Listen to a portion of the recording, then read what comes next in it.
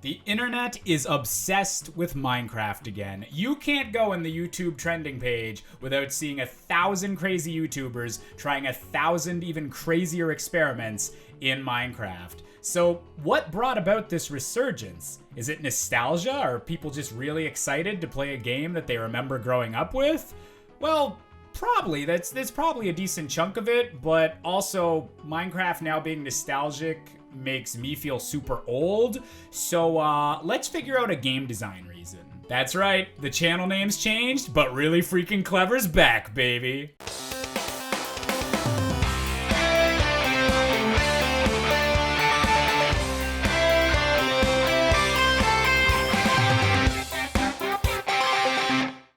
So, longtime viewers of this channel might know that I actually did an episode of Really Freakin Clever on Minecraft, like, way back at the start of this channel. But I feel like it's okay for me to revisit the game. One, because that old video is bad. Please do not rewatch it. Like, I don't even want the ad money off that anymore. It's literally 6 minutes of me, like, stumbling over my words until I finally get to, it's kinda cool that you can walk through the nether and travel more distance than if you walked in the real world.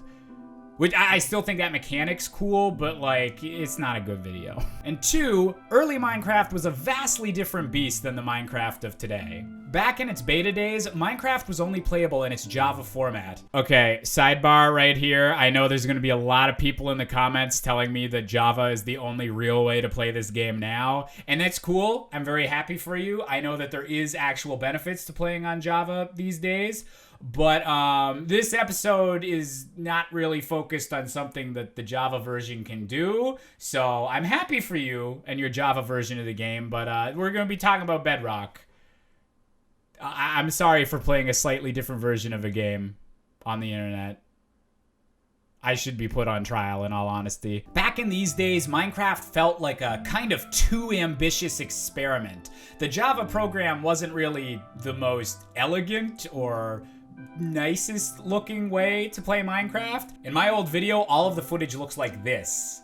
It's not very crisp on the eyes. But then on the other hand, if you modded it, you could actually get really nice visuals looking like this. But Minecraft felt like a new frontier. Procedurally generated games weren't that common yet, and there was always something being added in every patch that was new and mysterious, and people would find new ways to incorporate that into the vastly complex system of redstone creations that they made, and it was a really exciting time for the game. But time went on, Minecraft was eventually sold to Microsoft by its original creator, who no one ever talks about anymore because he kind of outed himself as a bigot. And Microsoft seemed to have a very different idea of what they wanted Minecraft to be compared to its original vision. Whereas the original Minecraft could be tricky to get running unless you knew what you were doing. Plot twist, I did not. And a product that wouldn't even tell you in-game actually what you could craft. Microsoft wanted Minecraft to be as accessible as possible. And honestly, I'm pretty sure they succeeded on that front. Minecraft's ports to different consoles in those early days are probably one of the main reasons that that game caught on as much as it did. Kids were able to watch their favorite YouTubers playing through Minecraft and doing all these ambitious things with mods on the PC version, but then were able to easily buy the game on console and see what they could do in their own versions of the game as accessibly as possible and try and do as much as they could to recreate what they saw their favorite YouTubers doing. And then occasionally, if you had a smartphone, you could show off something that you built in creative mode. Above all else, Minecraft became the behemoth that it was destined to be because of that "look what I just made" feeling that everyone was able to partake in. It was obviously a system that worked, given how popular Minecraft was, but it did leave the fan base kind of segmented. You had your PC players, you had your console players, and you had your mobile phone players. But I guess back during those days, that was kind of expected. Console wars were a really big deal growing up. I definitely remember those days.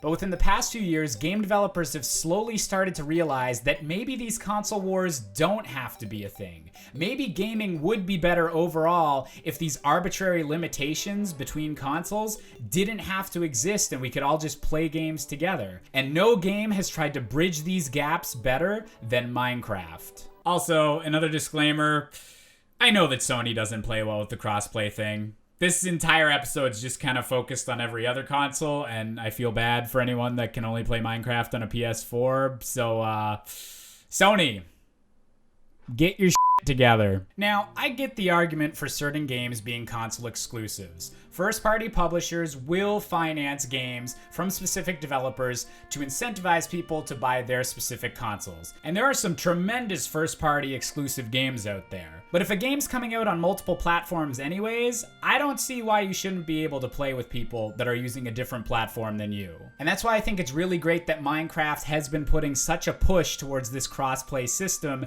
because Minecraft actually had a valid reason for not doing that. The original version of Minecraft was explicitly coded in Java, whereas the console versions were coded in C++, which means that someone on a console version can't play with someone on the Java version.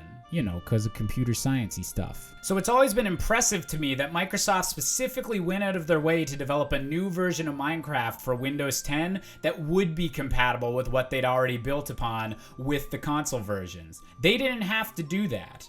And I know that you can have a lot of complaints about certain features that might be missing compared to the Java version, or how the two versions compare feel-wise, but I think overall it is definitely a good thing that Microsoft went towards this accessibility as much as they did. These days, a lot of video games are more than just singular experiences. They're social spaces. They're where you hang out with your friends. And I would really encourage any video game company that's deciding, hey, we want to remove as many barriers as possible from people being able to connect with each other. Someone playing Minecraft on their phone can be playing on the same server as someone playing on their Nintendo Switch, their Xbox One, and someone on a Windows 10 PC. And while the system may not be perfect, with PS4 and Macs not really being able to play on these Bedrock servers yet, I hope that Microsoft does continue to do work and try to get Sony on their side. Try to see if Apple can be convinced to having the Bedrock edition in their App Store. And hopefully, eventually,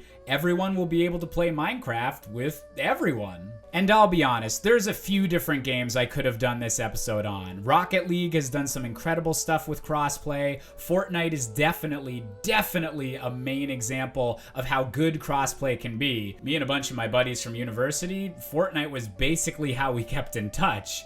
Some of them on PS4, some of us on PC, but all playing together and enjoying a battle royale together.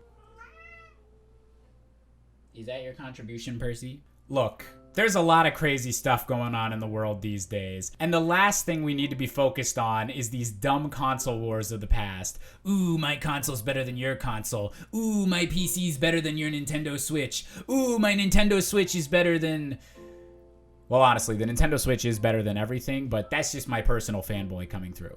But at the end of the day, we're all just gamers. We all just want to play games. And for Minecraft, a game that was initially kind of hard to get into, but appealed to everyone, to slowly over time become a game that everyone can play and enjoy in the same manner, well, I gotta say that's really freaking clever.